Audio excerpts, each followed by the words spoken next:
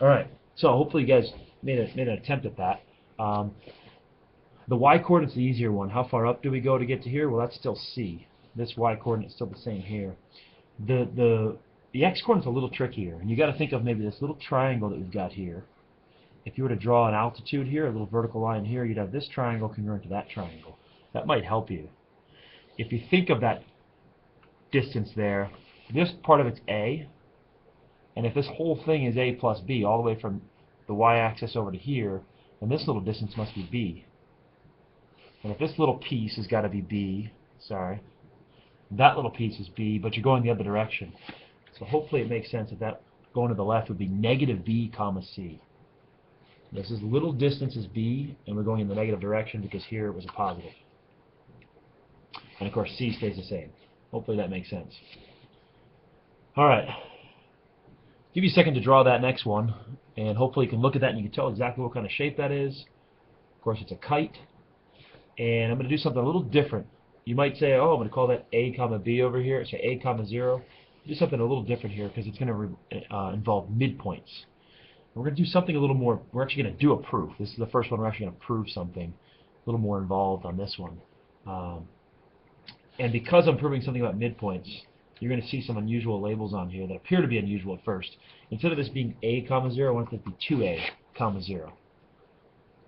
And you'll understand completely why in a minute, because we're going to try to supply, as it says on your paper there, supply the missing coordinates for the midpoints of each side of the kite. In other words, if this whole thing is 2a, the midpoint is pretty easy to find. Would just be a comma 0. That's what we're going to try to do for every one of the sides on here. So I'm just going to work my way around here. The top is going to be 2d comma 2f, top corner. The one on the right is going to be 2b comma 2c. And I did everything in terms of 2's because I'm finding midpoints, and it just simplifies a little nicer in the end. It's a common practice to make things simpler in the end by making them a little more complicated in the beginning, sorry. So you should be able to go ahead, work your way around, find all those, hopefully they show up as yellow points on the screen there.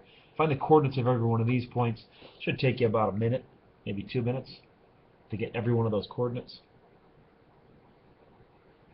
And all this is applying the midpoint formula. Midpoint formula says you find the average of the x's. Well, this one's an easy one here. I think the next easiest one to go to. You know, you're going half of this horizontal distance. You're going half of 2d to get to that. So you're going d. And you're going half of the vertical distance. You're going f, which would make sense. You're averaging 0 and 2d. 0 plus 2d divided by 2, you get d. 0 plus 2f divided by 2, you get f. So hopefully that one makes sense, d comma f. If it didn't make sense, now that you know it, you could probably go on and do this one here. I'd say is the next most complicated one, and this is the not the toughest one, but this is the most complicated one in terms of working with the most numbers. This one here is the average of, this one here is the average of 2a and 2b. Add those together and divide by 2. And you get something messy, b plus a for the x-coordinate. And of course the y-coordinate is just half of this vertical distance. It's half of 2c, which would just be c. And again, if you need to pause at any time, I'd say go for it, pause it, maybe try the last one. If you haven't already done so. This one should just be the average of 2d and 2b, comma, the average of 2f and 2c. And that's what it would look like simplified. D plus b, because you're adding these and dividing by 2, and the same thing with f and c. Now, the proof part of this is this bottom question on your paper. It says use the slope. So we've done something with midpoints. Now we're going to use slope to prove something about quad, to prove something about this little 4, this one connecting the yellow dots on there, created by connecting those midpoints. So if you want to connect those 4 midpoints, there is something interesting about that quad, about that quadrilateral. If you check the slopes. And of course slope is rise over run. You guys know how to do that. I'm going to call this the top section. So if you do your rise, that's f plus c minus f, which is nice. That just simplifies to plain old c on the top. And the run would be d plus b minus d, which is nice because that simplifies. The d's cancel out and the f's cancel out. Well, before I simplify that, I'm going to go on to the bottom and compare it to the bottom here. If you do the bottom, you're going to get c minus nothing, and you get a plus b minus a for your rise and for your run. What's the interesting thing about those? Well, they both simplify to the exact same thing. Here the f's cancel out, here the d's cancel out, here the a's cancel out. You're left with the same exact slope for both of these. It's kind of weird that you have a kite, and then if you connect the midpoints of the sides, this new shape has parallel sides on it. Then we'll do the same thing with the left and the right sides. So there's a pair of parallel sides. We love that. Amazing. The left and right side are pretty easy. The left side's pretty easy. This is just f minus 0 and d minus a. Not much you can simplify for that left side. The right side's a little messier. You got to do f plus c minus c. Looks like the c's will cancel out.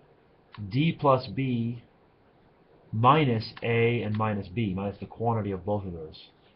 So you'll see I've changed my signs around because I'm subtracting this entire quantity. And of course the b's would cancel, and you'd still be left with d minus a, which again is the same exact thing we have on the left side. This is f minus 0 and d minus a. So hopefully that, that appears to be something slightly interesting on there. If you connect the midpoints of the sides of a kite, you get a parallelogram. So we just proved that that's a parallelogram without using any real numbers. This is all in terms of variables. So these variables could be anything. It could be any size kite, any size parallelogram. Kind of an unusual thing to be proving, but we've got ourselves a parallelogram. So this is, I just wanted to give you one true example of a coordinate proof. We'll do a couple more on Friday as well. But that's how you assign coordinates sort of on your own and apply some theorems that you already know about, maybe midpoints or parallel lines and slopes. All right, the last one I'll be back in part 4 here before I get cut off.